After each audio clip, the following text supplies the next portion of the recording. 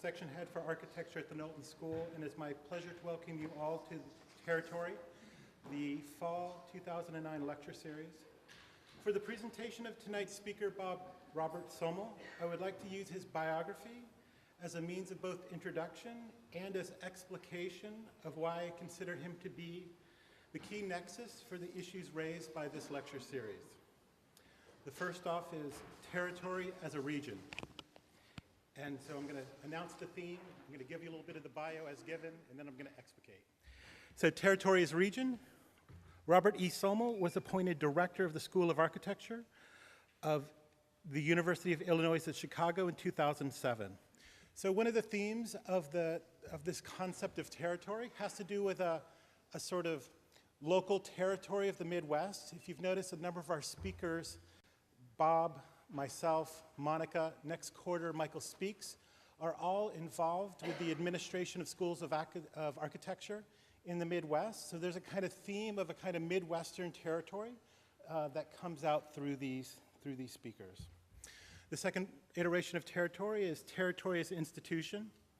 An internationally recognized design theorist, Somol has recently been a professor at the Knowlton School of Architecture at The Ohio State University, a visiting professor at the Princeton School of Architecture, and has taught design and theory at the University of California, Los Angeles from 1997 to 2005.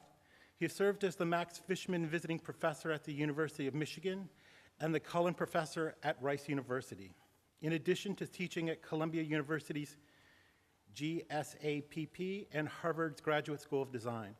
And so one of these iterations of institution that we're interested in looking at is basically the territory of academia as an institution that is involved with the definition of the practices in which we're involved, in this case, architecture.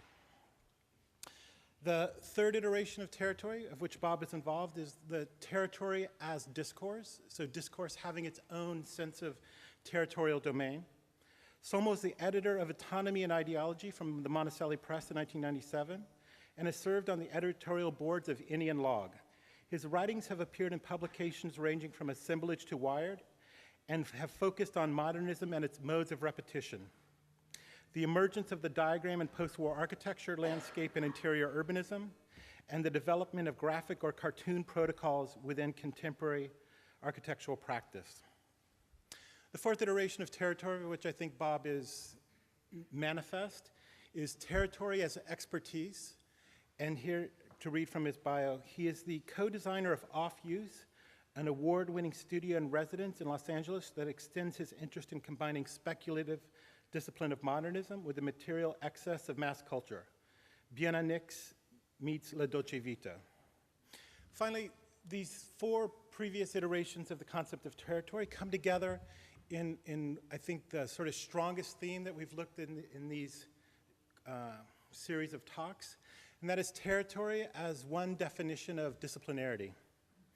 As an architectural designer, writer, and educator, Somol is a central figure in the efforts to displace architecture's modes of criticality by a renewed engagement of the projective ambitions of the discipline.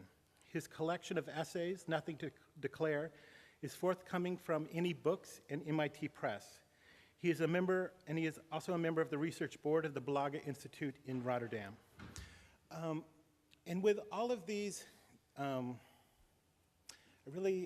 promised myself that I would have some amazing summation of Bob's work as introduction, as somebody who's been influential in this school in various moments, influential in my own work, and I think extraordinarily influential not only in an emerging Midwestern sense of a renewed investigation of the discipline, but in a sort of global turn of events in rethinking the critical, quote unquote, legacies of architectural neo-avant-garde as it transforms into contemporary states of practice.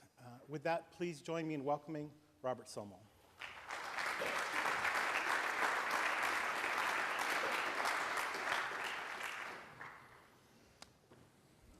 Thank you very much. This on? Thank you very much, John. It's a new podium, isn't it? Lower. John, we can kill this light if it's possible. Is it here? Because John said, I thank John for his great introduction. He had told me that he hadn't prepared a great one. He wanted to do a great one. That was a great one. But because of that, I didn't prepare a great talk either. So you're not going to get what was advertised. You're going to get something else. This image is, in fact, what was advertised, which was going to be on the cartoon plan. So I'll have to come back for that in some context.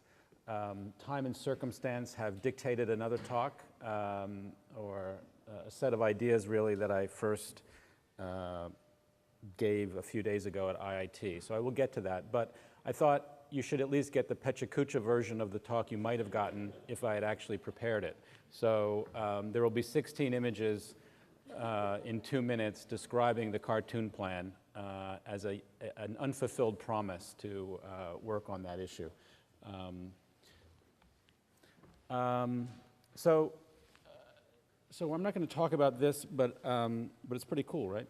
You could imagine a lot of these. The idea of the cartoon plan, really, or maybe another way to say it is the diagram plan, was trying to work between Koolhaas's idea of the typical plan and the exceptional plan, that somehow the American typical plan had been lost in favor of the European exceptional plan. And I guess seeing the cartoon plan as some sort of recuperation maybe of some of the aspects of typical plan, but also embodied with the exceptional plan. This will also, in a sense, it sets up another argument about the plan, and it was really a kind of debate, I suppose, with Peter Eisenman, and not so much a debate because we agree on most things, but, well, half. But really, he had come to UIC about a year ago, and and this is the part where I agree with him. He said that nobody can do a plan anymore, and by that he probably meant something like this, or not quite like this. I'll show you some other examples, but and he said that the problem was the kind of scripting architecture by algorithm crowd that made, as he called it, I mean, they're all chicken coops. You just pick one chicken coop. I mean, I don't know what they look like. They're all chicken coops. You know what the program was? A golf course. In any case, this is Peter's version of we lost the idea, the rigors and discipline of the plan. And I suppose we share that concern for the discipline of the plan, although I guess the kind of plan that I want to talk about or would have talked about is different than the plan that Peter is talking about. But just to rehearse a little bit the argument that, let's say that certainly for the formalist tradition out of which Peter comes, namely Colin Rowe, the possibility of the legible, articulate plan was based in Pochet and the facts of construction. Rowe goes on to say that with modern architecture, you lose the facts of Pochet, but somehow you still have to maintain the possibility of the figural quality of space, the formal quality, the dialectic of figure and ground. And so he says that someone like Corbusier basically invents conceptual Pochet. In other words, there's no necessity, as in the Schinkel, for the actual Pochet, but that even though the technologies have changed, the mode of construction has changed, there's still the possibility in modern architecture for a figural space, for a composed plan, a formal plan, even without those necessities. I think, Peter's contribution to that, in terms of his idea of the discipline of the plan, has really always been to liberate what he calls the interstitial, or the idea of sort of Pochet on acid, which is to say, from the early houses on, how you reduplicate, overdetermine structure, the column grids, the walls, the structural grid and its oscillation or animation that would produce the possibility of figure to emerge from the interstitial or from oscillating the black stuff of the plan, the structure, and so on. This is obviously the diagrams from DAAP in Cincinnati. He sort of developed this later through a kind of borrowing of the idea of the fold, and this worked into the more recent work, the Church of the Year 2000 from a little while back, where again the kind of oscillation of figure and ground So that basically out of the ideal mathematics of the plan, one could produce the unconscious of the figure, that the dark space in a way would revenge itself. So that Rowe's clarity of figure ground reversal starts to oscillate to an extent where there is what Eisenman would call a figure plan. And this is the set of diagrams from a project in Galicia, the Cultural Center, and the Cultural Center under construction. So, you know, against the idea of sort of figural plan for free, like Schinkel, or conceptual poche with Corbusier, or what he would call the recent algorithm digital project of the chicken coop, which is to say there's been a total loss of the discipline of the plan, of what he calls composition, and he wants to basically return to composition. And in a way, he's always done that by a kind of archaeology of the plan and oscillation of its structural systems. I have a kind of critique of that, which is that at a certain scale, they no longer read, which is why you have a sort of ornamental scaling down of the grid in the soffit and the fixtures and the sort of micro scale elements and assembly systems of the building that start to become an ornamentation of the grid that no longer registers at the scale of the projects that he's doing, unlike the houses. But I think that, you know, we agree with the problem with the chicken coop. It's just that I would say rather than return to composition, that we can turn to the cartoon. And so for me, the Sejma project in Toledo is a version of what I would call the cartoon plan or the diagram plan. And that maybe thinking back to that Las Vegas project, if we could kind of look at all of, you know, the desire to look at all of the casinos, would be that, you know, we could think about a plan that was 100% poche and 100% activity. In a sense, the space is thick with programmed activity, and it's also solid, although differently colored solids. So it's all background. It's both all poche and no poche. But I think you could start to outline a series of traits of, let's call it the cartoon plan, that would be an alternative to Peter's return to composition, and also a rejection of the algorithm no discipline of the plan. So that is the Pechacucha version. What I really wanted to do tonight, what I had planned to do in the version that doesn't yet exist, was to, in particular, work on the idea of the rounded corner as an element of the cartoon plan, what John calls the fillet corner, what somebody like Stanley Tigerman calls the soft corner, the kind of graphic half-round corner. And I wanted to do it particularly kind of through a genealogy of Chicago, a kind of perverse genealogy of Chicago from the Monadnock building through sort of 30s modern Chicago of Andrew Rabori, the Baumer brothers, through Harry Weiss, even oddly enough, and of course Tigerman himself, even a disciple of Mies, George Shipperwright in Lake Point Tower, and perhaps maybe most especially our friend Bertrand Goldberg. Because I think that in a way that the soft corner or the cartoon corner, the graphic corner, if you will, has a particular territorialization, to borrow from John, and at least I'm trying to invent the possibility of extracting from Chicago's authenticity a kind of counter-genealogy of the cartoon via a certain alternative history of Chicago that might get us back to Sejma and to the Las Vegas interior. But that's for another day. Just to sort of set up the larger project of the cartoon, because I think this is still a prelude for what I want to talk about tonight.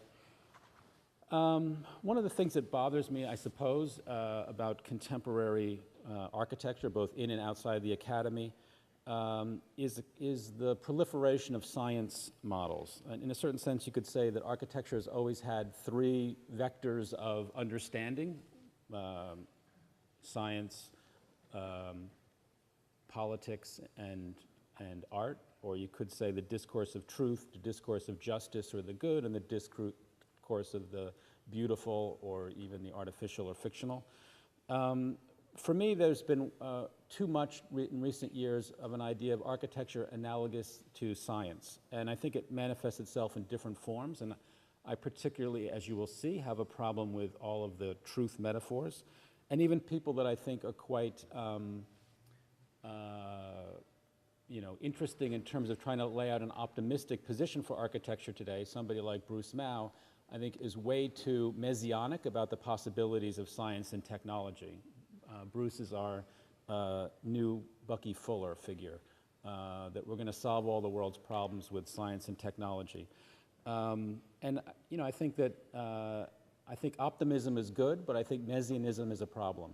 So that kind of fundamentalist, progressivist truth model I have a bit of a difficulty with. And I think what Bruce and others leave out is the issue of politics. So my idea was how we could map out two current tendencies in the academy and in architectural discourse in general, and see if there was a way to set out a third possibility. So if one combination of these three, science, art, and politics, is science and fiction, which I would call digital forms.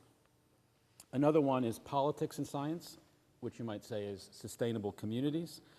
And so these, I think, are the two dominant discourses in and outside the academy. And my desire was, what about the final possible combination, which is politics and fiction, or what I would call plastic collectives.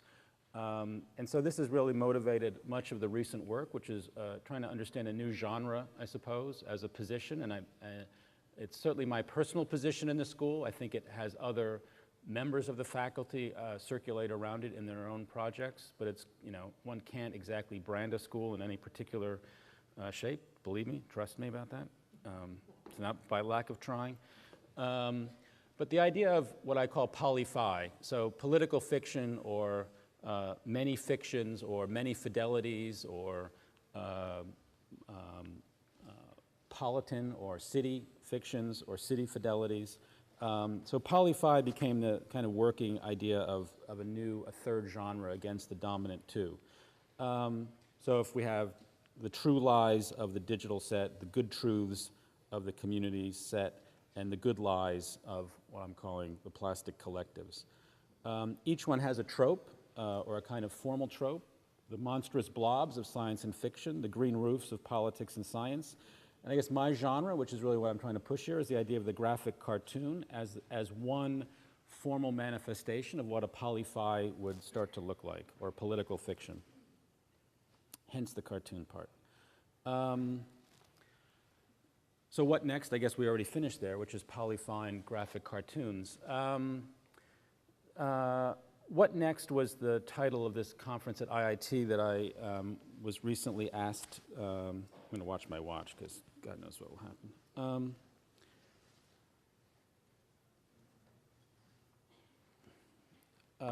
A conference at IIT organized by Sean Keller. And the funny thing about this conference at IIT, in a micro-territory way, is that I was asked to be the keynote speaker from UIC. So it was an opportunity I couldn't really pass up. To put the fox in charge of the hen house was good advertising to go back into the Mies school, and basically they wanted to know what was next, what was the future of architecture. So I do what I always do when I'm asked about what the future is, which is I went to the closet and pulled out my magic 8-ball. This is going to be a geography joke in terms of territory. So understand that the request came from 33rd Street, south of where I am, at IIT. So I said, magic 8-ball. Sean Keller from IIT wants to know what the future is, what should I tell him? Shake up the magic 8-ball. It's up the road. I'm not sure if Sean is still employed at IIT after this. And I didn't know if this was a mystic thing about the future is up the road, or really whether it was global positioning directions. In any case, that's what happens when you invite someone at UIC to go to IIT and tell them what the future is. But I guess the manifesto that I wanted to give, and I said that I was going to speak as a local, which also goes to John's territory thing, which meant that I don't usually speak as a local in Chicago. I'm not seen as one. I'm seen as an outsider still. And part of that is self-constructed, which is I think schools of architecture are like embassies in the city they are in. In other words, they are in a place, but they're not of the place. Their obligation is to the discipline, which is placeless. And so we serve in a station in a school, but we're not necessarily, let's say, totally obligated to those sets of immediate response to the various constituencies of a city. In fact, our obligation is a discipline, and by being true to that, we can basically become much more instrumental, specifically outside the walls of the embassy. So in any case, I decided I would speak as a local. And speaking as a local meant I checked the New York Times, was the rant. Basically, Chicago is the city of the rant, from David Mamet on. So if you read the New York Times, this is the genre of how you speak in Chicago, so I figured it was legitimate to speak as a local and give a rant, so this was my rant. So this is the answer to what next. Less itty, more ism. That's pretty much the position, and that's it in a nutshell. I always thought that IIT, you had to use less and more if you gave a talk there, so I tried to fit that in.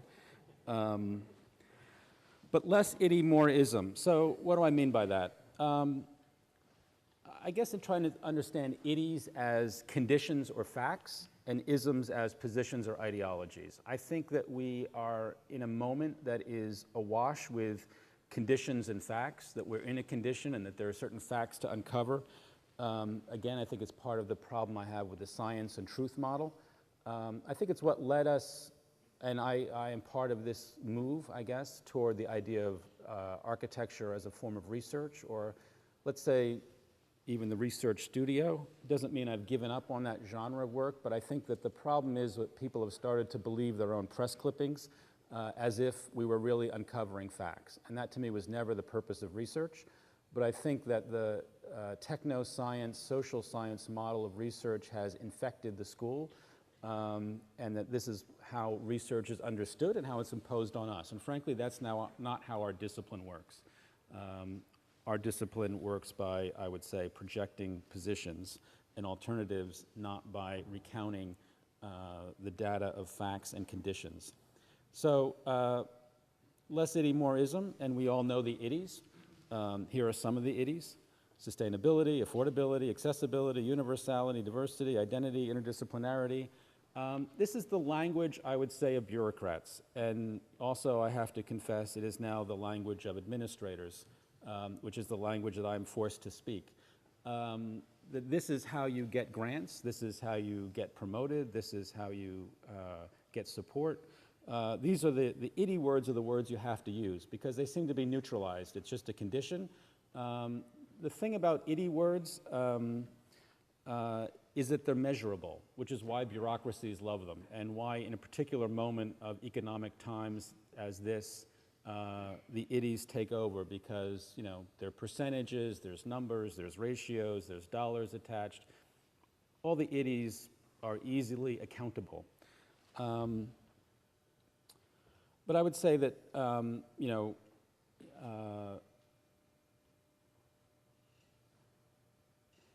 this is, I suppose, the other kind of thing that bothers me.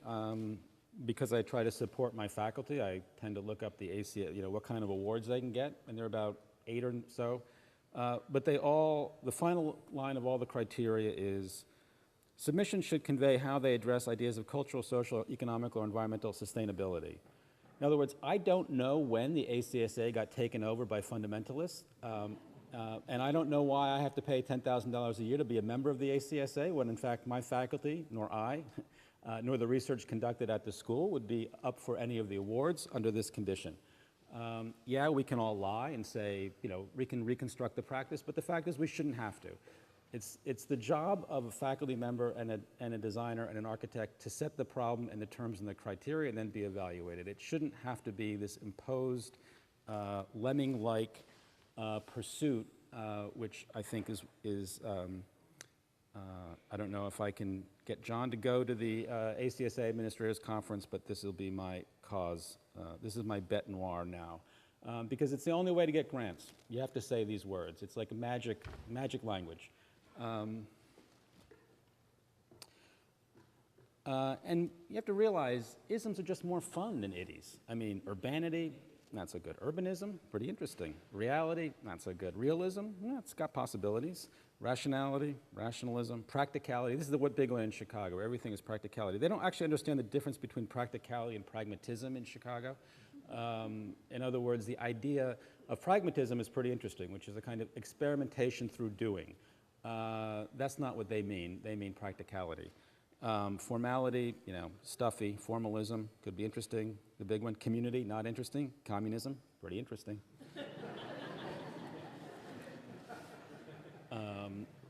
And finally, criticality, which I'm trying to get away from, and toward criticism. And part of this is also because we, as you are starting a design criticism program, but also I want to get criticality out of criticism. In other words, I want to produce genre of criticism that has separated itself with the historical values of the critical project. In any case, I think that you could do this to anything, like, Bobism, that could be okay, but Bobbity is not good. Itties just, they don't work. But, we all are compelled in the kind of world of administration institutions today to use these words, to these conditions that one researches as a kind of fact, as opposed to projecting a clearly artificial and contingent and open to argument ideology. And I think as a discipline that we're best at doing the latter. I would say it's particularly dangerous, this was the rant, particularly given the site, when schools inscribe their names into this as a brand. When schools become species of iddies, you really start to have a problem. But it did give me a clue, which was to say, like, okay, I know we're not going to go that way, but I'm not sure how it's going to begin, but I know how I want it to end.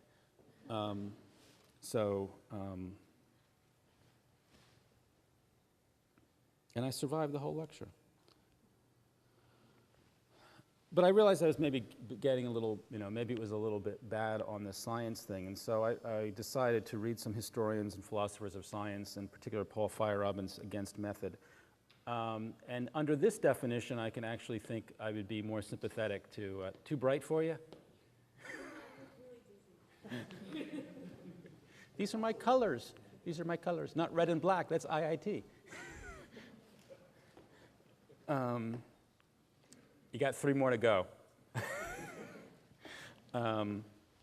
Knowledge is not a gradual approach to truth. It is rather an ever-increasing ocean of mutually incompatible alternatives. Nothing is ever settled. The task of the scientist is to make the weaker case the stronger, as the sophist said.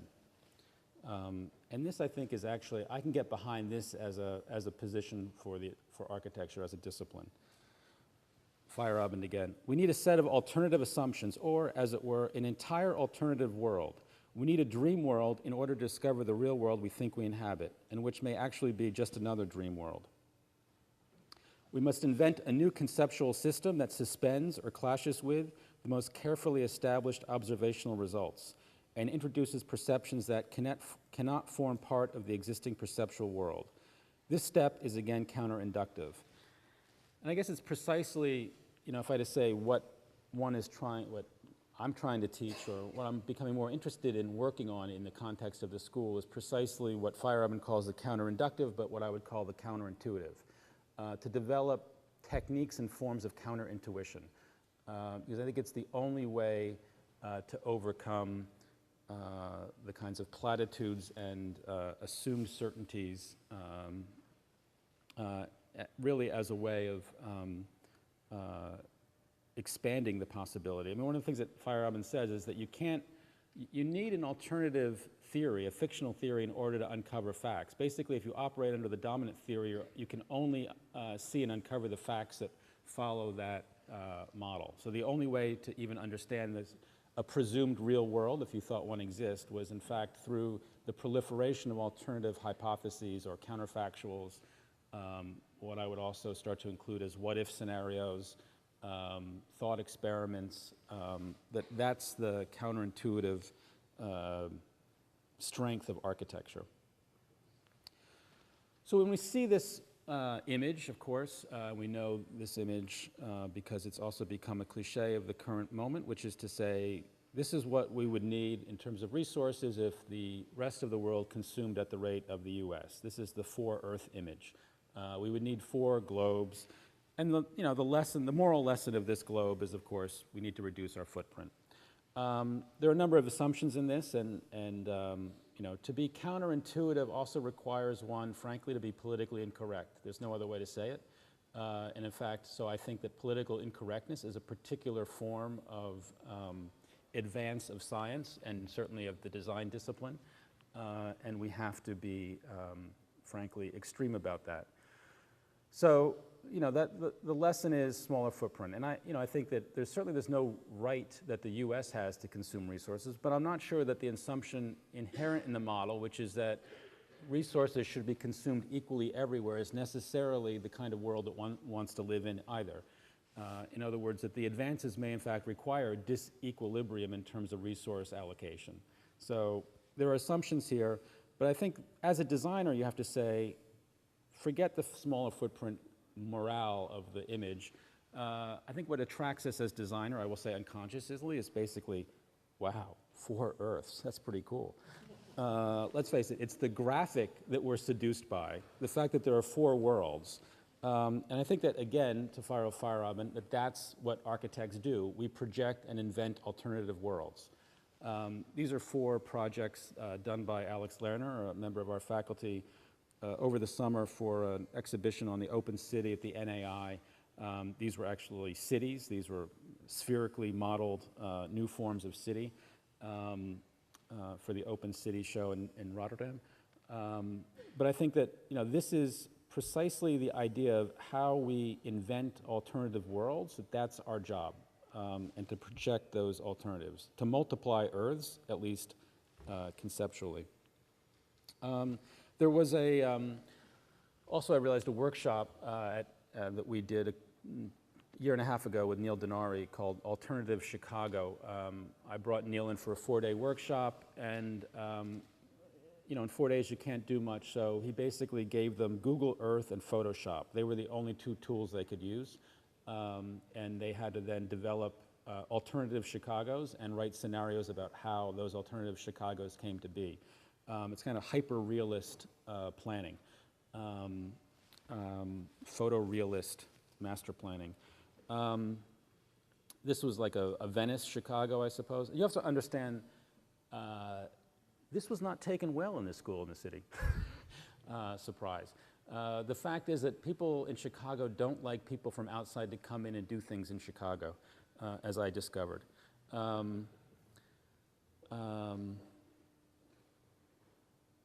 This may take, this was another one. It looks like it was a kind of bridge to Michigan. This is one of my favorites, Battle Island, which would be to take all the sports facilities offshore and put them together.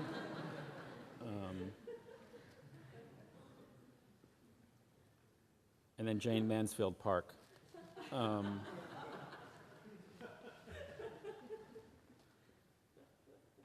But I think that, again, this, in the broad sense of how we invent alternative worlds, that's what we do.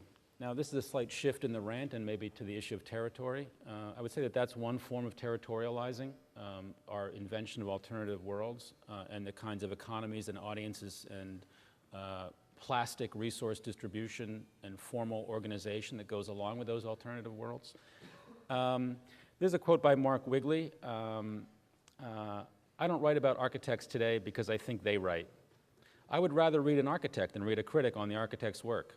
I have never read anyone who writes about Koolhaas's work that's interesting. I did, Mark. In any case, and so he's probably right.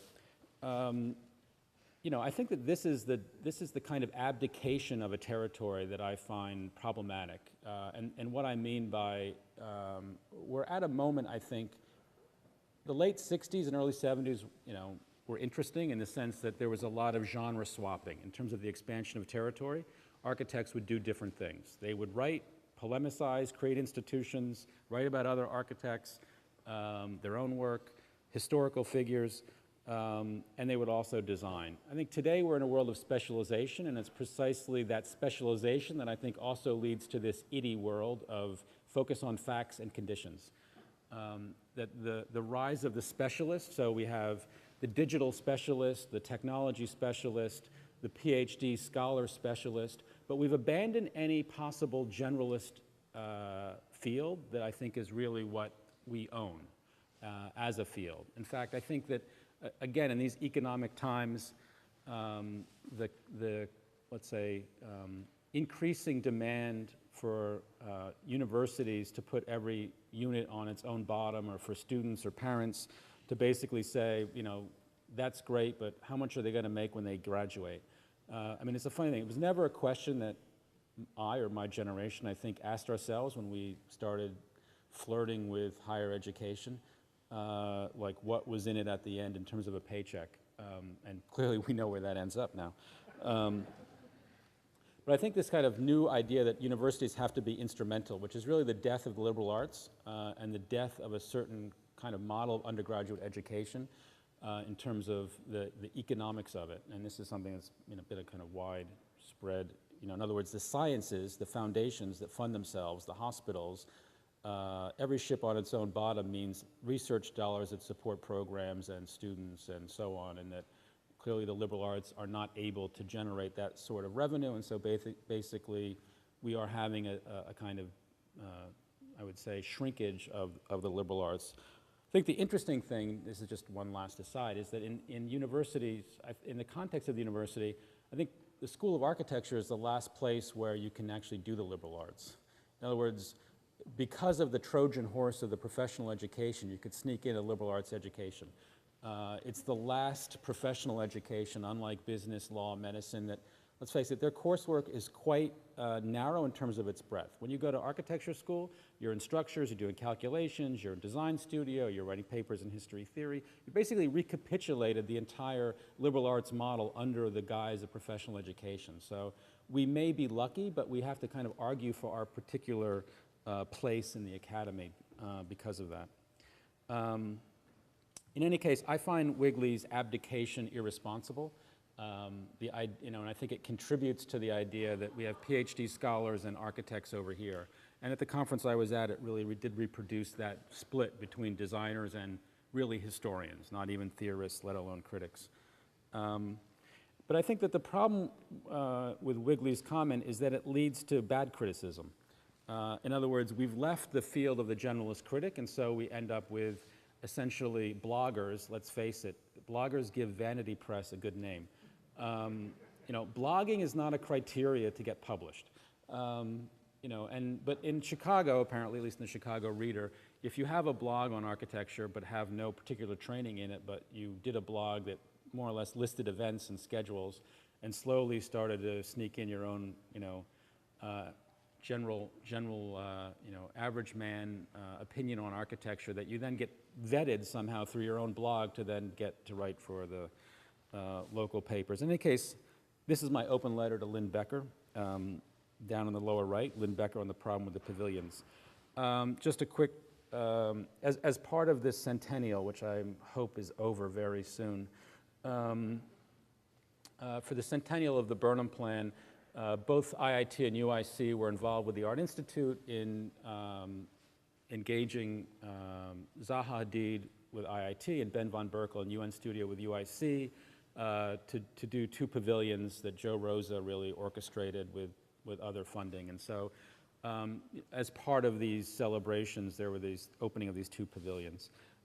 Needless to say, they were seen as outsiders, and this was part of the problem with the pavilions. So in any case, when you get Lynn Becker on the problem with the pavilions, so here he is, and then he ends up by saying, two stunning works from global superstars, Ben von Berkel and UN Studio, and Zaha Hadid. So this is more or less the status of criticism, which is, on the one hand, you think they're going to deliver a knockout punch, and then it's like, the problem with the pavilions, they're stunning.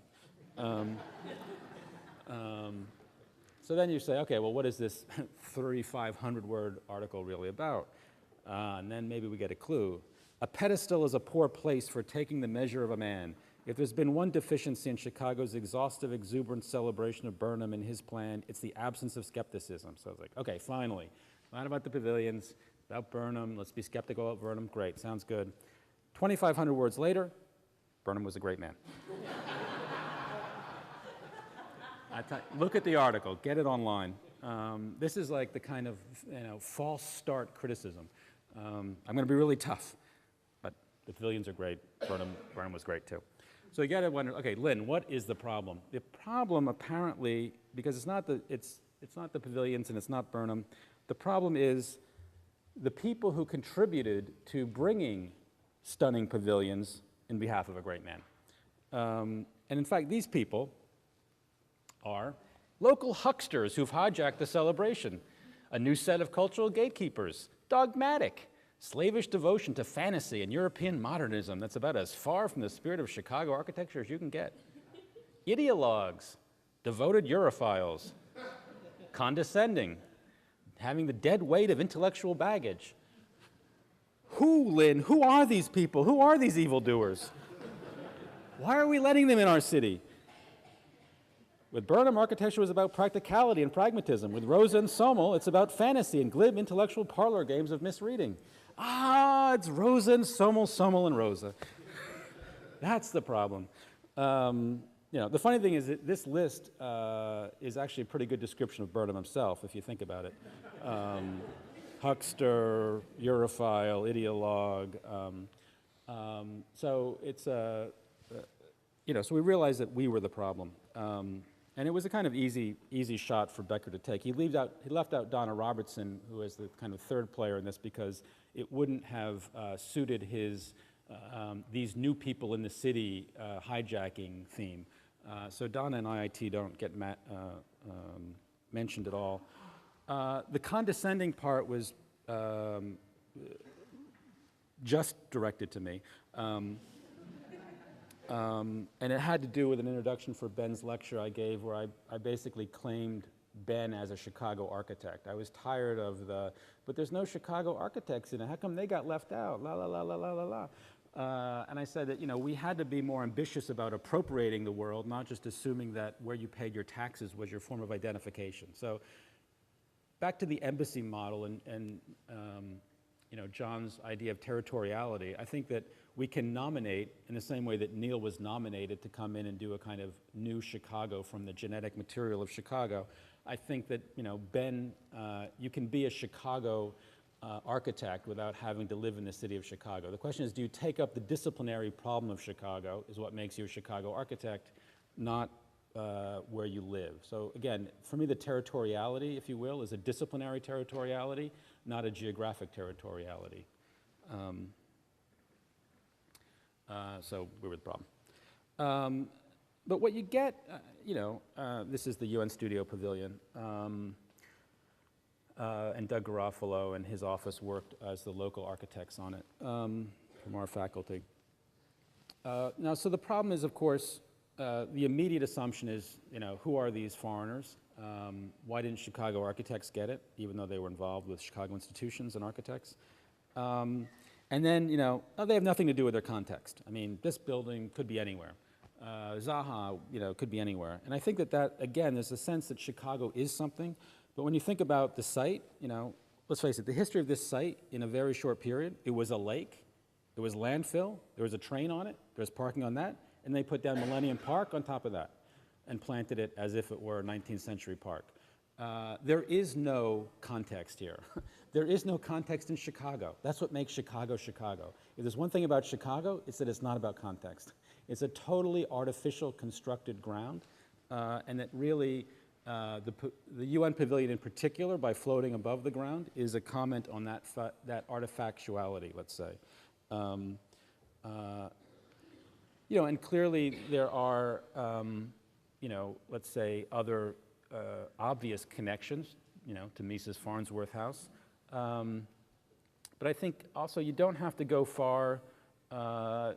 you can only just simply look over its shoulder to the studio gang tower kind of rising, one from the right in the background with the kind of eczema. To sort of think that within a 2-block radius, you could start to account for this project. And in particular, let's say we could see Mies, you could see Goldberg. The idea of Mies and Goldberg, maybe a kind of continuity or isomorphism between exterior profile or form and interior organization. And the question might be, well, what are different ways to think about combining those things? I think the Genie gang form does one, which is keeps the normative box and then wraps it in a new organic exterior that, in fact, doesn't change the organization of the developer units on the interior. So it's kind of camouflaging the box with the balconies. The other version, I think, is you keep the box as the exterior profile and you interiorize the Goldberg, which I think is what the UN Studio Pavilion does. So it seems to me that you don't have to be a rocket scientist to understand that this project does operate within a discursive field of the immediate context and sets forth another position for how you could think about architecture. The other context, I guess, for this is that that we were associated, the Ben's office was associated with UIC, and so there is the kind of Walter Netsch field theory implicit in the project also, which is to say that rather than turning and rotating the pavilion 45 degrees, he rotates it 90 degrees, but the issue is so that the floor datum and the roof datum line up now, they're not offset, but the interior section has now registered that rotation inside of it. So these three kind of cloverleaf surfaces. Well, we'll get to the other things. And I think that, one thing I guess I want to say is that the UN Studio Pavilion is a kind of diagram, really. I mean, I think in the best spirit of really, maybe not so much a celebration of the plan of Chicago as much as the White City. In other words, kind of pavilion of a fair architecture. It's temporary, but what it does is it suggests another possible future. So clearly there's an alternative domino in here also, although you could say everything, structure, circulation, aperture, connection and floor, ceiling, all come from the same system, such that this is a bad camera shot, but there's a person dancing on top. They climbed up through the surface of the kind of potato chip to the roof plane, because really you could say it's a diagram that's meant to be extendable up. In other words, it's just an infinite possible model for an architecture. Unlike you might say the Aqua Tower, here the perturbation does change the interior organization, and so the section is activated, unlike the balconies on the Aqua Tower. Now, of course, the critics saw this as a failure, too, because, we don't want skateboarders and people climbing up, and those dumb architects didn't think of that. They got people skateboarding on those things. What idiot architects? And I think that this is also the problem with criticism, that, somehow, the kind of legality mind of we don't want skateboarders up the chips. It's basically like what they did is discovered another possible activity within the form of organization generated by the architects, not necessarily expected by it, but rather than see that as a failure, which is what critics and criticality typically do, why not appropriate it as its success? In other words, it solicited another set of activities, maybe unanticipated, but that it's a form that allows that sort of thing to happen. But of course, the critics see it as a failure of architects to figure out that people will use the space differently. And I think that within this problematic critical reception of the pavilions, what you really get then, there's three versions of it, one of which is the sociology of the problem. How did these people get chosen? Why did they get chosen? Why did Chicago architects get chosen? The second thing is dumb architects, these cheap buildings, they got ruined, they had skateboarders on them. Architects need to be kept in line through the practicalities of budget and time and safety of people. And then the third kind is a metaphoric criticism. It's like they're massive ice cream scoops or a broken sliding board, or, you know, that this is the three genres of criticism you get. But you've never gotten any serious criticism about what it is that the pavilions stand in for architecturally. In other words, because I think that both pavilions are, you know, successful in their terms and within their limited conditions, but they represent, you know, fundamentally different projects. The Zaha Pavilion, which has these aluminum tubes with this plywood ground plane, and then it's sheathed in a fabric mesh, which in fact is what took the time. There it is, sheathed. So, you know, you could say, unlike the von Berkel Pavilion, the UN Studio Pavilion, which does all its jobs with one thing. First of all, this pavilion needs 3 different systems to do its job. But the thing is that they're all doing the same job. In other words, the outline of the floor plan, the tubes, and the stretched fabric are all reiterating the same thing. So the fact that you have 3 different systems, they're all essentially doing the same reiterative of the geometry. And I would say that, you know, what the 2 pavilions stand in for, I think, are 2 contemporary possibilities of architecture, which I would call the parametric, which is the Zaha Pavilion, and the diagrammatic, which I would call the UN Studio Pavilion. And in fact, Zaha's partner, I can't think of his name now. Yeah, Patrick Schumacher, has coined the phrase parametricism as the new style of the 21st century. That in fact, this will replace not only the international style, but in fact, the Gothic. It will be a kind of trans-global union that will, you know, will spread everywhere through every office, and that parametricism is the future. Now, Patrick is a crazy German fundamentalist, but at least he put ism on the end, so I appreciate that. Yeah, because most of the parametrics crowd, let's face it, is an iddie crowd. So at least Patrick is going for the style and the fact that it's a movement, and, you know, but for Patrick, of course, it's inevitable because he's German. They invented inevitability. But, you know, I think that the idea that, you know, that a parametric architecture, which is more or less exhausted through all of the parameters or facts that will be equalized and then registered as the final result, in other words, largely through the techniques of a kind of geometric modeling, but basically you could take the existing forces of a site, run them through your equalizer, it's, you know, updated Chris Alexander really, and get the proper form.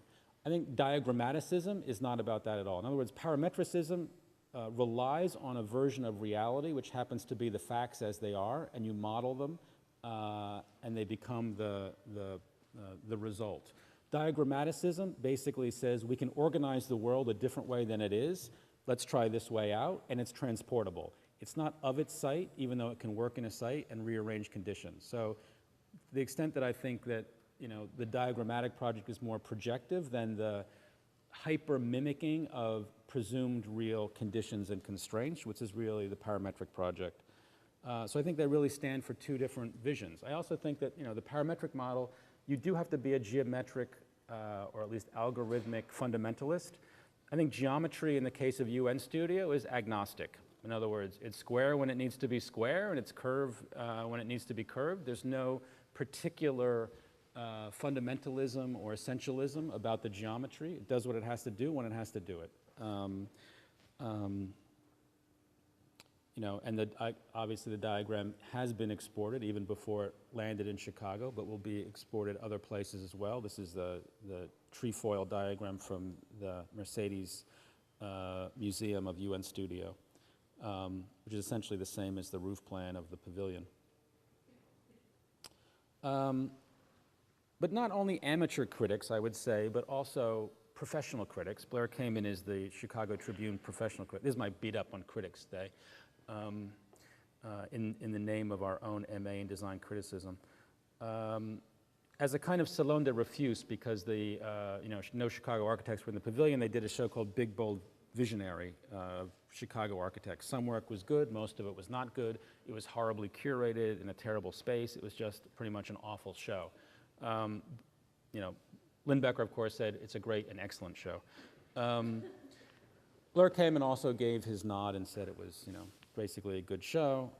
And Blair here says his favorite is in the sunny George Jetson genre, envisions public vehicles powered by an umbrella of magic energy that would float over the city, freeing CTA land for green space. So this is the project of this show that Blair likes. Again, it was not a very good show and not much future to it. There was another proposal, really actually in my mind a modest proposal, certainly graphically modest, by Stanley Tigerman, and this is Blair on that project. Stanley Tigerman would get rid of, or to use his euphemism, de-accession some low-density neighborhoods while pushing for higher-density living along Lake Michigan and the Chicago River and making way for urban farming. The architect, presumably, does not live in a neighborhood that would be de-accessioned. So this is Blair condemning this project. Meanwhile, as long as people don't move and they fly around in electric magic umbrellas, that kind of fantasy of the future is fine. But to actually rethink the organization of the city is a problem for Blair, because basically he has what I would call also this reality principle of criticism, which is, you know, your 5-year-old would have a more sophisticated view of architecture, as if this proposal meant that all these people were going to be moved into internment camps along the river and lake, you know, as opposed to really what it is, which is a thought experiment about a future development trend. And that this is the way architecture works in terms of counterfactuals and scenarios and envisioning alternatives, not by magic carpet rides through the city, but by really thinking like what different shape could a city take, you know, what if scenarios. In other words, there's no ability in the critical establishment to tie a project. You assume that it's related to that reality in that moment with certain constituencies. You don't imagine that a project takes place in the discipline of architecture that then might feed back and change the way the city happens. There's no trajectory of relating this to a history, you know, i.e. of O.M. Unger's Green Archipelago for Berlin, which areas of Berlin were in a sense de-accessioned as green spaces as the city de-densified, or OMA's proposal for Point City, where in fact the entire population of the Netherlands was going to be re-centralized in the erstwhile green heart of the country. You know, of course, if Blair came in were a Dutch critic, he would say, clearly the architect does not live in those other parts of the Netherlands. You know, it's this sort of outrage criticism that somehow this is going to be a reality, that it's the kind of reality principle of criticism and not tying it to a history of projects that make it look, you know, certainly legitimate within the tradition and of the discipline. And actually one of the projects from the Neil Denari workshop, which I think in a certain way envisions another version of that de-accessioning or turning low-density parts into urban farming and densifying along a lake. So, you know, I think that we're at this moment of the, you know, the kind of the problem with the reality principle of architecture and criticism, the conditions of the idis. And I want to show two images here. I'll show you both of them right now. It's a kind of comparison I steal in a way from Stan Allen. And I typically use this, this is from Waking Life, Linkletter's film, and this is from Monsters, Inc., the Pixar film that you're all familiar with. Stan says that there's two ways, Stan uses it, and I think it's an interesting way. There's two ways to think about technology. There's the way of imagining a fantasy and then using technology to realize it, which is to say, I imagine a green monster, and then through great effort and expense, I'm going to show how the green monster's hair actually blows in the wind. The idea that you take a fantasy and you domesticate it by virtue of our reality of gravity and wind and kind of give verisimilitude to this artifactual projection. He says that the other way, which is highly expensive, it's what I would call in McLuhan's terms a hot use of the technology. Let's say a cool use of the technology would be something like Linkletter's Waking Life, which starts with videos of real actors and then hand paints them and hand colors them across the cells, a very low-tech process that in fact starts with reality but liberates what you could say the fantasy or plasticity of reality from that material. And I would say it also has the kind of, in this case, the stark abstraction of individuality or abstraction of the city that I would say is one version of cartooning. So I think the Linkletter film technique, the cool use of the media fits in with the low definition aspects of the cartoon.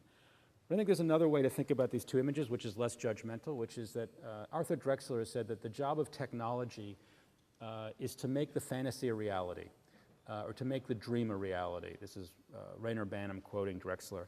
And so in a sense that you could say that that's what this is, that if technology's job for design is how do you take fantasy and realize it, figure it out, I'm fine to stipulate that definition.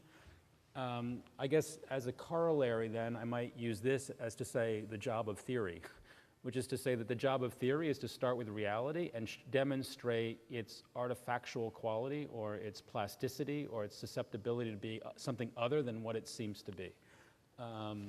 So I think that, together those two things aid a certain model of disciplinary design, though I think that they're both at risk in a way today.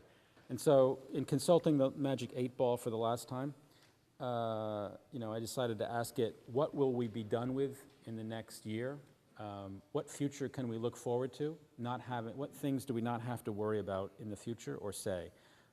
So these were the top 5 that the 8 Ball came up with.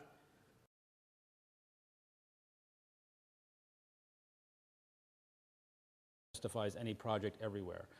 Even though in architecture there was such a thing as, yes, infrastructuralism in the early to mid-90s with Stan Allen and Jesse Reiser quoting the term infrastructuralism. So in fact, in architecture schools, the issue of infrastructure as a project has been, as a disciplinary project, let's say, has long legs. But now that we have a new kind of political model and a version of ambulance chasing, now everybody's favorite thing is infrastructure because it's the new reality principle. And at this point, I think it's sort of left the field. In other words, I think this will be a cliche that we can soon move on from. So this was just the earlier part, which is to say back to the poly-phi of plastic collectives. I'm not going to go into the audience issue. Maybe just a last summary on the issue of articulation and notation. I meant to say when we were looking at the idioms also that the problem with the bureaucratic way of speaking with the idioms is, is that it's basically the world of policy. And so while honesty, or maybe what you might say today, earnestness, or what Dave Hickey calls unction or unctuousness. Honesty or earnestness may be the best policy, but fiction is the best politics. And I think that the difference between the idiom and the ism is a difference between policy and politics. And I don't want to reduce architecture to an issue of policy. I think it's actually has a kind of political imaginary possibility. In any case, as in one manifestation of this, I suppose, I think that, in terms of the science fiction combination, I think that you could say there are 4 ways of how one comes out of the, let's say, the modern problem with ornament or representation or communication. I think there's articulation, there's notation, there's decoration, and there's figuration. And you could put stand-in figures for those things: Frampton articulation, Eisenman notation, Venturi decoration, and Hayek figuration. I think that what I call the digital intricacy crowd is in fact a combination of the Frampton tectonic project and the Eisenman index project. And it's a way to solve the problems that both of those individuals had and to move it into a different terrain. Again, as a way of occupying maybe minor territory, or what I would call, back to the fire robin, making the weaker case the stronger. I think that decoration and figuration, and this will tie to the cartoon project, have been, in a sense, underplayed. And so the issue for me is, in terms of graphic expediency, instead of the micro-articulation of the non-standard, or what they call mass customization, i.e. differentiation, that one could in fact combine Venturi and Hayek as a different trajectory, which I think follows the cartoon project, the big outlines of cartooning, or what I would like to call or patent as custom massification, which is to say how we produce new forms of audience, how we produce artificial communities and collectives, becomes the It's not about differentiating. Mass customization is there will be a specific design product for your parametric needs. We will differentiate the standard product to address you as an individual.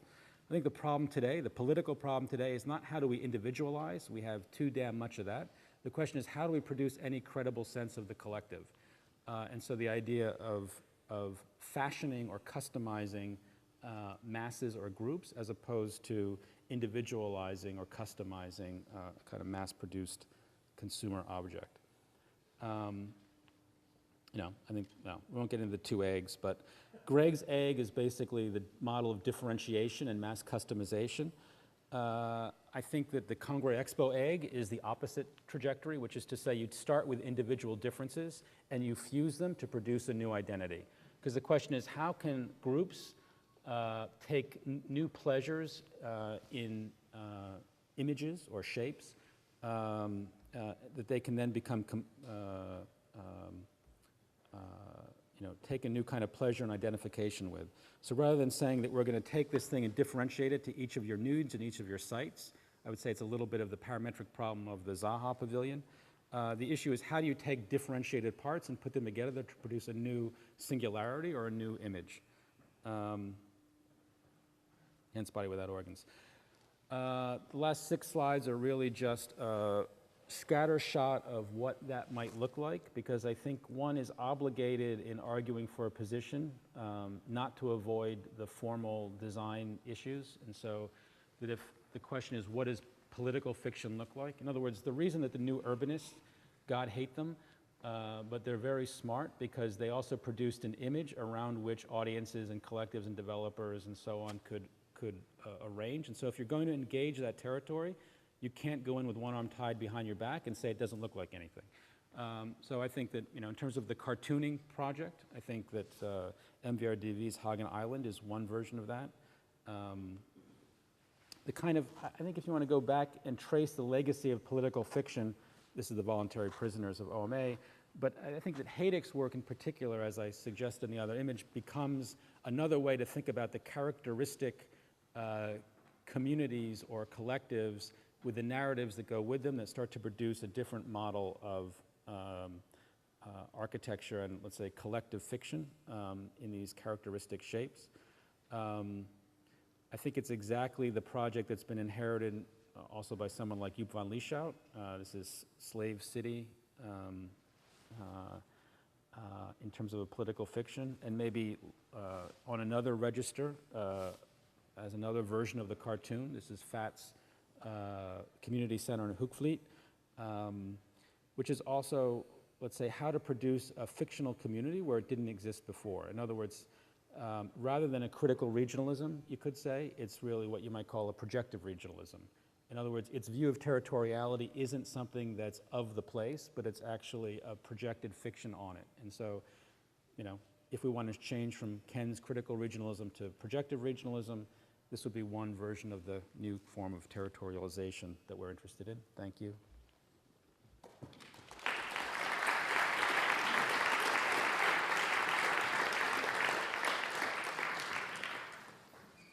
Any questions? Yeah. Hey, question.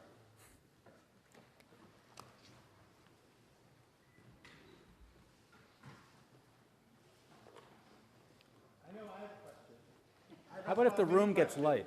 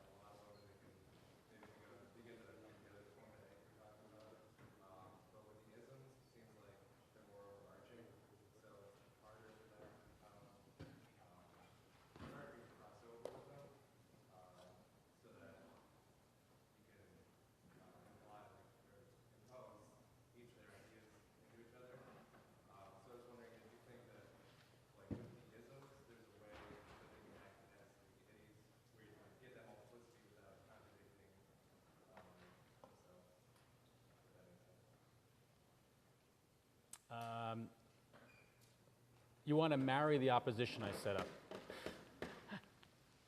Everybody wants to overcome before they, work through.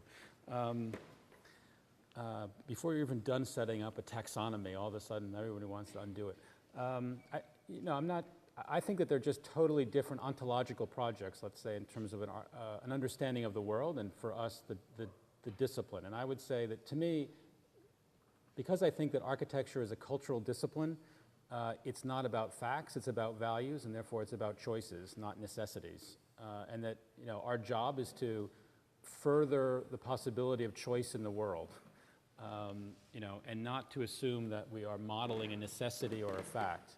And I think that the concern with conditions, with, frankly, other things that one is interested in, like datascapes and all of that, has led to a point of somehow a belief that the research is true, when in fact the point of those researchers was always to project another universe, like Borges' encyclopedia.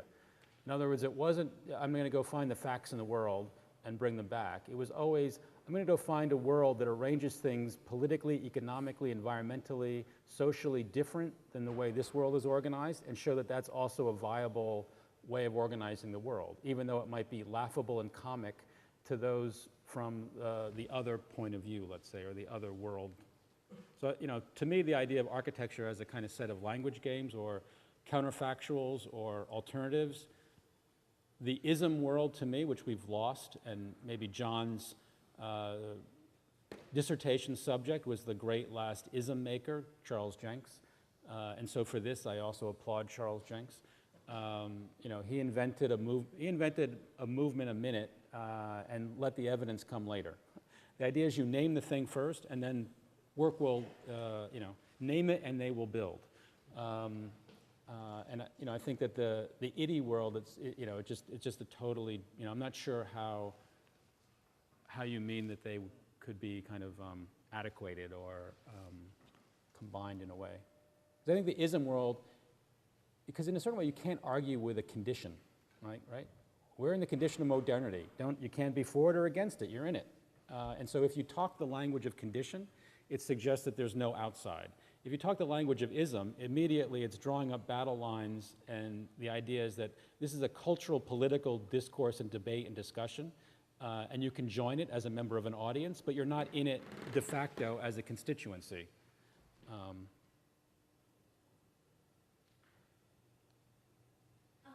Thank you so much. It was a really enjoyable talk, and I am disappointed that you didn't continue on with the cartoon plan. But I found there... I'm coming back, right? Please do. But I found there to be a lot of similarity with the maybe introduction of cartoon plan and the way that things started to come together at the conclusion of a lecture. And something that has always been problematic for me is that I think you addressed really well is that maybe the parametricism, if you will, always takes its forms, or maybe its design cues based on facts or presumed facts that get superimposed into a situation that is then formalized. And what is exciting about maybe the graphic or the cartoonism, and in the last example of the fact building, is that it really is this, it's not a combination of external forces, but it is this active reimagining of the world that has a particular identity that is also very imagined. And I wonder if you could speak maybe a little bit about more of that, how those imagined worlds get formatted, because I think with the paramisms or the Zaha Hadid's work, that there's a kind of relinquishing of how that form comes to be, and it doesn't have the same sort of energetic or totalitarian envisioning of what the imagined world might be that I find exuberating or very exciting in a cartoonism.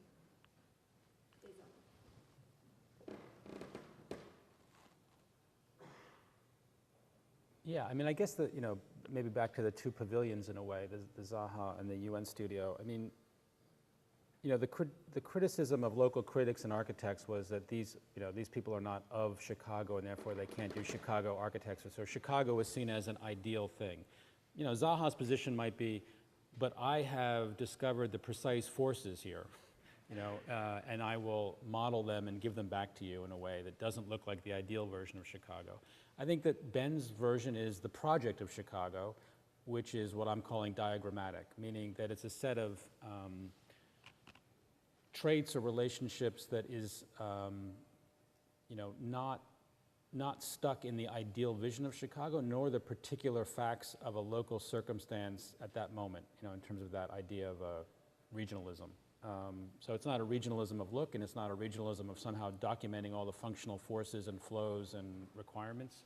But nonetheless, that, to me, the project of Chicago that I'm trying to basically expose, part of it's the cartoon project, part of it is the idea of the city as a plastic existence, that somehow, Chicago invented the futures market. Chicago is not exactly the aw shucks, authentic city that they imagined themselves to be, the humble, earnest Midwesterners. That in fact it was a totally corrupt, artificial set of, both formal planning operations, turning the river around, occupying the lake with landfill and build. In other words, the idea of how Chicago operates as a global diagram is not local to Chicago. It's something that you can see that in Asia, the Middle East, and everywhere else. Like Chicagoism, as a thing, as a project, is larger than a site. And so, I think that Ben taps into that the transportability of that diagram or that ism. And I think that you can never get there through assuming that reality is a template that you can model. And that if we just had better modeling tools, we would get to the reality of the context and the truth of the site. And I guess I think that that's also at stake in the fat work. I guess I wanted to show the fat work to say that, I think that the cartoon project is a fairly broad umbrella if it goes from Sejima and a kind of Japanese minimalism to English hyper postmodern kitsch to Dutch, wit to, I think that the idea is that it starts to draw a circle around a set of projects that don't have a particular a priori formalism to them.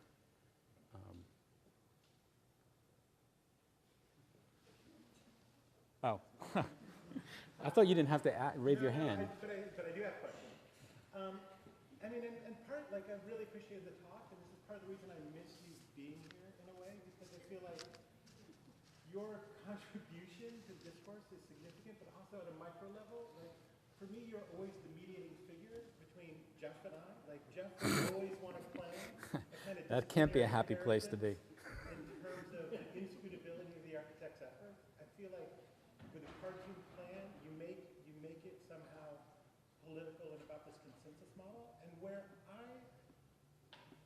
a follower, but also part company, or sort of struggle with is taking your example of the new urbanists in a way. You talk about tying one hand behind your back because the new urbanists provided a model of imageability and what it looked like. And I also think tied into that was their ability to describe situations, to use the artifact of whether you call it factuality or specification, and engage these other realms. And so my struggle with my own work is to try to figure out how you can be, and this goes back to the first question in a way, one, to resynthesize. How one starts to imagine degrees of engagement makes it sound like a community project, but basically performance models that are spawned from the work. So maybe it's not about the facts coming into it, but the way in which the performance of the object can be described in multiple vectors. And so to stage it as a question, I guess, you've already answered it once because you say they're separate ontologies, and I guess my question is, does the cartoonism version preclude these other manifestations of the performance of the architecture? Like in an earlier iteration of discipline, you would say it precisely doesn't engage these things under a kind of purity model because an architecture, qua architecture, only displays its own characteristic traits. What's the degree of sort of throwing? No, I guess maybe the answer would be it's a kind of means-end issue, right? Which is to say that, if you have, your particular, I think Alan Royce called pocket utopia or whatever, you know, that you have your particular world to project. Certainly the issue is how you instantiate it, and that requires technical expertise, which I guess is why, you know, I said that typically I would not like the Monsters, Inc. version, or, you know, but I'll stipulate Drexler that technology is what allows us to realize the fantasy. And there are different technologies, you know, construction technologies, material technologies, but also political technologies, you know, interest rates, you know, laws, codes. There's a set of techniques and technologies that you would have to have allied with a particular envisioning of the world. So if it's about engaging those protocols, for sure. But if those protocols are given as the a priori, which is my, you know, my BIM straw man, at least as registered by certain former faculty at UIC, you know, the idea that we're just adequating the real world as it exists in real time as a real-time value engineering model because we want to turn architecture into a guaranteed product. I think like that's the death of the discipline, because the discipline requires failure. Without the possibility of failure, there's no discipline. So yeah, I think that you need to be expert in sort of developing techniques, but you also have to be, you know, realize that this thing, you know, services can fail, and whereas products have the allure of being guaranteed. And so I think that the commoditization of architecture is what those sort of modeling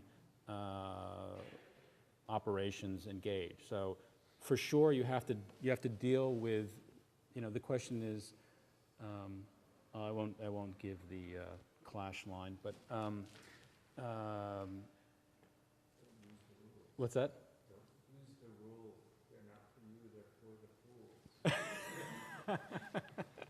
That's good. I was thinking of he who fucks nuns will later join the church.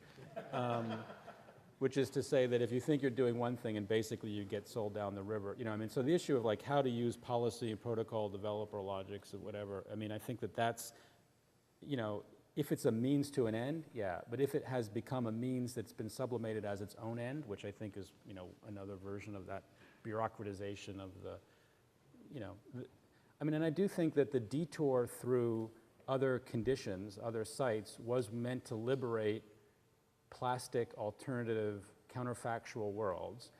I think that it's ended up assuming that those things are truths that you've you know, covered and then, you know, deal with locally as a truth. And I think that's, you know, research mistook its means for its ends, basically. Okay, well, Bob, thank you very much.